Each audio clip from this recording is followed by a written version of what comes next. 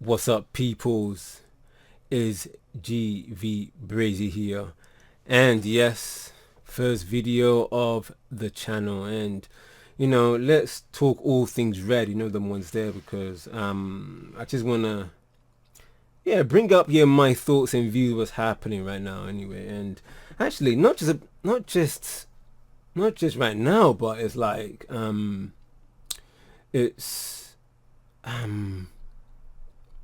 what's been let's say what's been going on lately. And the thing about it is that I want to talk a little bit about some things, including Souness and what he said, what he's been saying. And the thing about it is that hopefully we'll talk about Bruno and his 300k, and in my views on the players that we brought in for Man United. So it's going to be cool. It's going to be blessed, the ones there, But I'm going to talk about Souness because like it's just one of those ones where like because I just don't really understand certain things that happens with people when like they have certain hatred towards certain people. And I was kind of looking at this and I was like, surely, because I remember before when Souness had to go on Pogba, and I was like, wait, I wonder why that Pogba will have this kind of thing on him. And and I was looking into certain things what Souness says, and the stuff he says is absolutely like, it's absolute waste, man, isn't he? Absolute waste, man. But the thing about it, one of the things and why I'm saying this is because actually, if you think about it, right, it's what I would say is this, right? I think because the thing about it is that for me, right, if I see a rival getting a player, a really, really good player, right, we're gonna be like, fam, they got a sick player and he's gonna improve their team massively for the season, But then after that, but then when you see that man like Souness sing about attacking Man United and including the players, obviously someone may say it's rivalry and this and that, but fam, the players that Man United are actually buying right now in this transfer market is good for now, because the quality and the standards of the players in the Man United squad is way, I personally, for me, I think is way below standards of the team of 2012, 2013, or even before that. Let's actually do what. Let's just move aside from the last season of Alex Ferguson, the ones there, because obviously that squad, even though that squad was up there as one of the best in terms of quality of the players that Alex Ferguson had at that time, compared to when Cristiano was around in his first display. Let me say his first display, teenager, and he's going to his peak, and then went to Real Madrid. That, and then you had Paul Scholes, Roy Keane, Jason Park, Wayne Rooney, Rio Ferdinand, Vidic, Evra, man. You had all those crops of players who were really, really sick, and the standards were way high. But now we have But now, we're beginning to bring in players that are actually. This is right now as we speak here for Man United. It's a stepping stone. It's definitely a stepping stone right there, for Man United. It is, and for Souness to completely just go and just go on a what do you call it, on a like a scatter gun. I don't know. And then obviously this also goes for what he did against Pogba, as I said before, and he went to, and not even that, I think it's trauma, fam. I mean, let's keep it a buck. I think it's trauma, fam, because because the thing about it is that, no, because I'll tell you, right, we've all been in an experience here where like we have been where like we have been in where, you know, most traumatic experience is always bad. And when you go through a traumatic experience, the way your brain is programmed, oh fam, you can't even get out of the of that traumatic experience. You can't get out of that traumatic experience. You cannot. And you gotta really try your hardest to. And sometimes, like, you think of a certain person, right? You know, it could be anybody, a best friend or whatever, you know. And then the thing about it is that, yeah, you really like your brothers here with, you know, with one of your best friends, your brothers, you know, the ones there. But then there's something about your best friend, like you'll be a traumatic experience, but yet it becomes like within you. You know, you your brothers, you care for them, but at the same time, you have this thing within you that say, nah, it's there. And I'm thinking that's what's happening with Souness. Like, for example, when Casemiro came into the club, he called him a Steady Eddie, and I'm like, you do know that actually, yeah, when he was at Real Madrid, he was with Cruz and Modric, right? But you have to remember that Casemiro also did a job, and it actually worked at Real Madrid. You know, the ones there. And then not for that, even get to go at Manu during the Euros. And I'm like, wait a second, but Manu, right? Was he not one of the standout players in the Euros with Gay and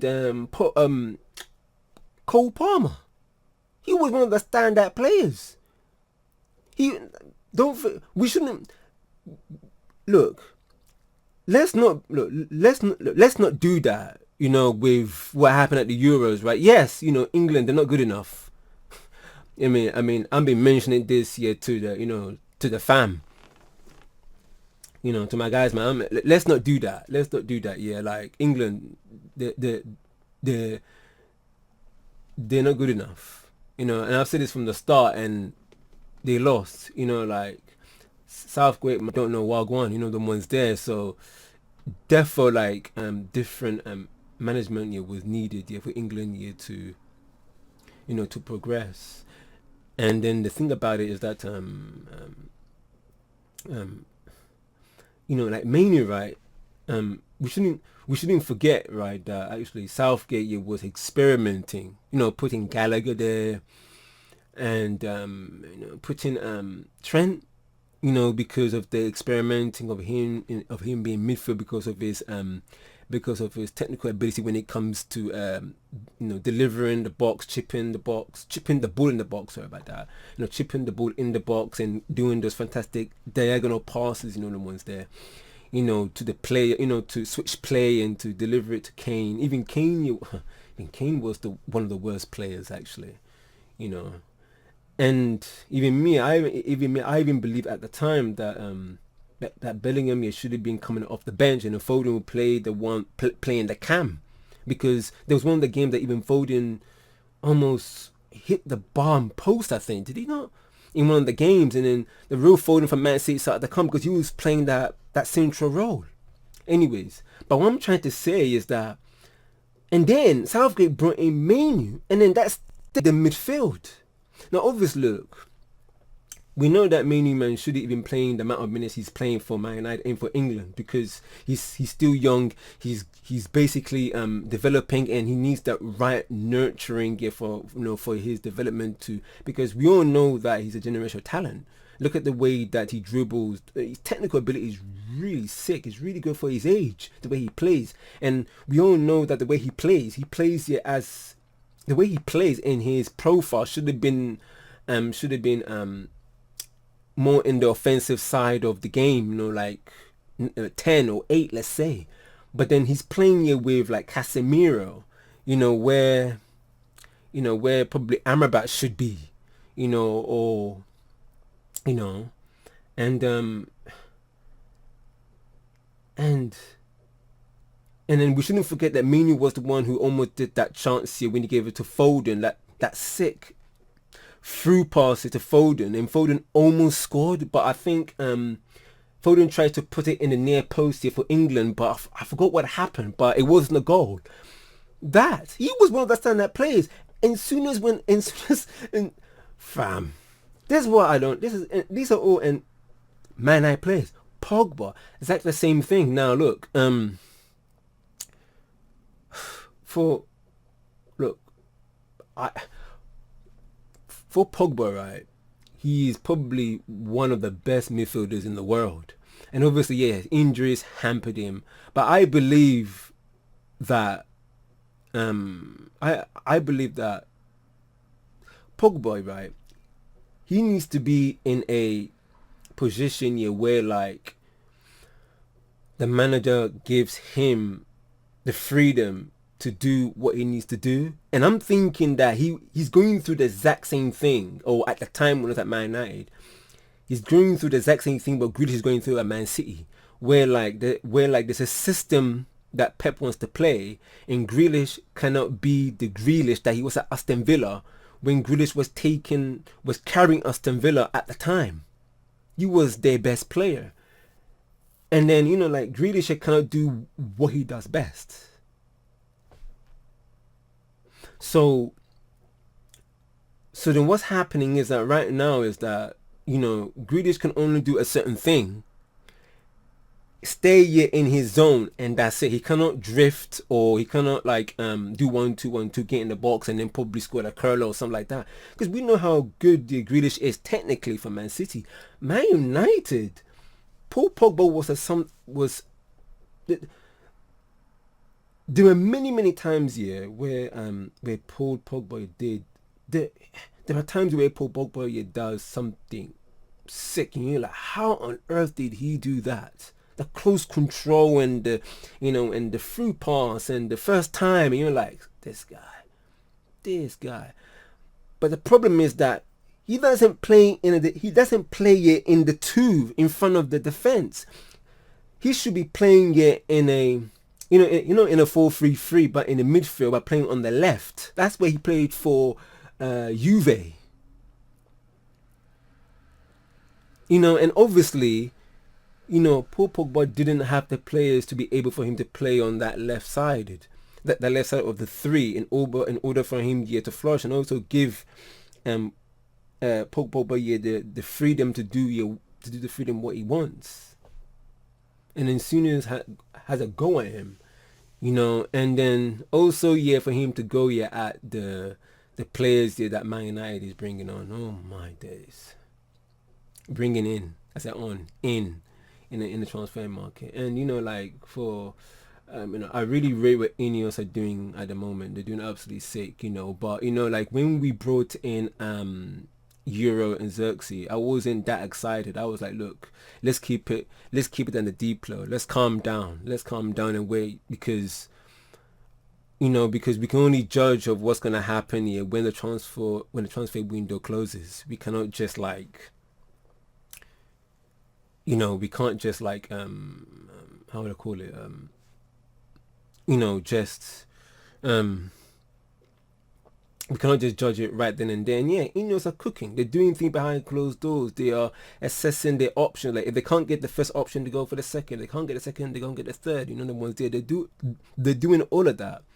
You know, and it's sick that they brought in Delay and Mazraoui from Bayern Munich. Obviously, we know why they're here, because obviously the connection with Ten Hag, cool. I'm okay with that, but I'm still saying, let's keep it a deep low. You know, the ones there. Let's keep it down. Let's keep it a buck and keep it down, because like, if not, and then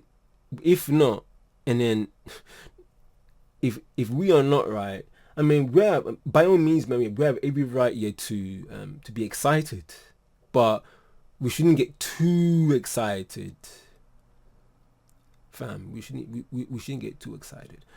All right, one more thing here is, man, even like for Sancho, man, like, I mean, I like Sancho, and what he did for Dortmund, his first stint and his second when he went there on loan last season for the Champions League and everything. Oh, absolutely sick, and obviously when he missed the when Sancho came up here for the Community Shield penalty shootout, I was like, Sancho.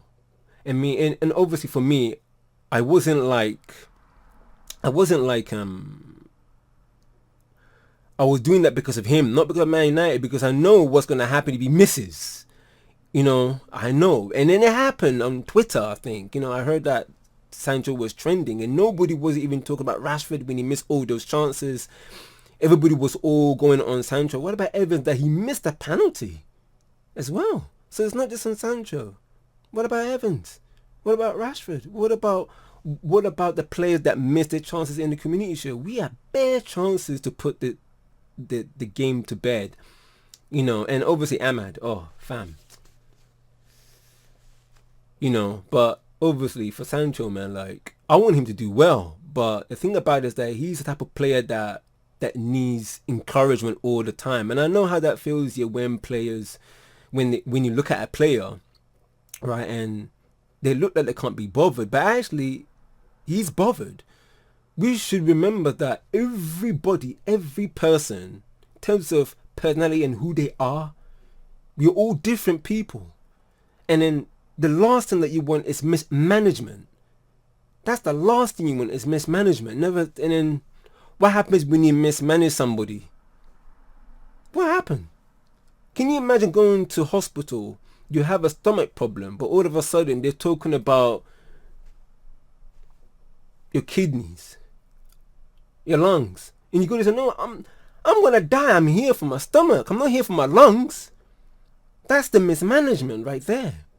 So, and look, Sancho has proven it. He got our respect, but people are often saying that, look, he has to prove it in a United shirt. I don't blame, but the thing about it is that I just think that it's the environment he's in. And talking about players, Martial. Martial looked like as if he was a player that couldn't be bothered, but actually that's who he was. That's how they were growing up. They're not going to change who they are. As soon as Martial had the ball, you just know, man, that he's going to bring people into play when he's playing football, into the transition. And Sancho, the way that he takes players on, sometimes, I like the way that he comfortable, able to pass and able to link play 1-2, 1-2. He's a different kind of winger. He needs our love. Every player needs that kind of appreciation and love. Some people may say, oh, like he needs to earn it.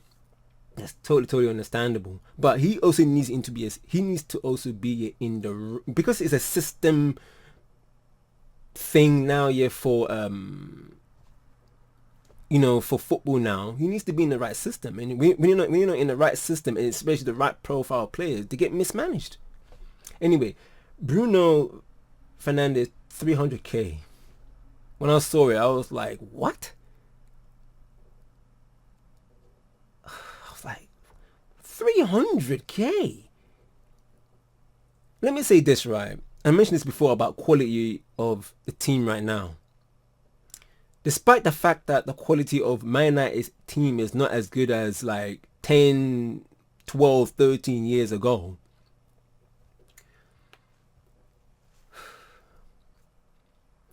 you have to admit that Bruno is one of our best players, even though the quality and the standard is so low. And because players like Mount, who, I still don't know why he's in the club. This is redemption for him, 100%. And players like Rashford, who are on the same wage bill, like 300. I'm not surprised. Bruno's asking for the exact same thing. What can you do, fam? What can you do? What can you do? And obviously he's not. I mean, like, the thing about it is that you know, and the thing about it is that Bruno Fernandes, right? The reason why he's one of our best players is because of this. It's because of what Ten Hag is doing. I'm thinking it could be. I don't know yet if Ten Hag is trying to implement his way of playing and Bruno Fernandes fit it, and that's why it works, or Ten Hag is trying to build a system where like some of these players will relish from it. Like, fam, it's like, well, it could be both. It could be both, or it could be one of them. It could be the fact that, you know, he's in a system that Bruno actually works. It's either that or Ten Hag don't know Wagwan. You know, the ones there, like, I don't know. So yeah, fam, you know, so I think that's why he's the captain, and obviously we know that he was the vice captain before, you know. So yeah, he's been one of our best players, despite the fact that, you know, his the quality of the team is not up to par. And the thing about it that stats are misleading. The only stats that I tend to believe is my eyes. My eyes, yeah, don't lie. What I see when I'm watching, you know, the game and everything, my eyes don't lie. You know, and the thing about it is that, you know, stats can be misleading. Like, for example, if a player scores 20 goals in, let's say like 30 appearances, for example, does that mean that stat mean that he's been consistent? It may not be. It could be the fact that 5 was against Burnley, 4 where was against Fulham, you know, and then the rest of the goals wasn't against the top 6. He's been missing in the top 6, 7. Okay, let me say top 6, not top 8. Top 6. He hasn't scored in all of the top 6 games, but he scores against the players that are, the team that is below 8th or below 7th. You know, and also the assists, exactly the same thing. So that is why stats are very misleading, especially with GA and all of that, you know. And then, you know, yeah, so I tell you, most of the players at Man United this season is redemption, fam. Oh, redemption. Because last season, it was a horror. It was a horror, fam. No, big man thing, it was a horror, man. Fam. So, yeah, this season, man, like, you know, and Ten Hag, he can't hide now because, you know, like, he's, like, for example, like, Ineos, they're giving him, like, stepping stone players. He's given Euro, generational talent, Xerxes, let's see what he will do. Let's see. I would like to see how he will ball. And then Delete, Mazzarari. I mean, I would like to see you know, we heard about Santaberg, Ugarte, Fofana. I don't know about Zunimendi, but that would be cool to have him. But obviously, I haven't heard much about him before the Euro, so I can't make a judgment. It would be sick to have Tony as well. But you know, like with Tony, and as well as the midfield is like one player gone and one player come in. It's like that. That's how it is now because of the situation with the way clubs at Premier League spend them ones there. Anyways, I'm gonna stop right there, man. Anyway, guys, man, yeah, guys, smash a like in the video, man. It's been a lit video here for our first video here for GVBRAZY. Oh, you guys can call me Brazy, you know, the ones there.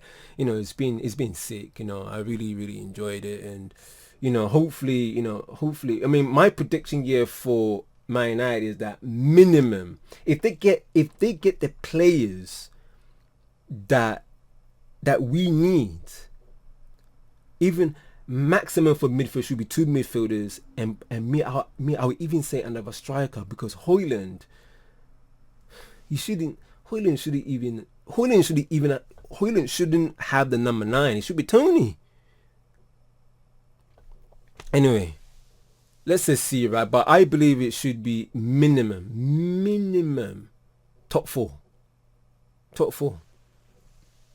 And there's no excuses for Ten Hag, no excuses, especially with the backroom staff, Ruud van Nistelrooy, Ruud, hopefully Ruud will able to teach these men the run into the box, and like players, some players don't have IQ, so then they don't know when to do it, and this is where, like, there's so much to be done, man, fam, so much to be done. But obviously, as I said before, I'm keeping a deep low here with what's happening at Man United right now, because I'm not getting too excited. It's good.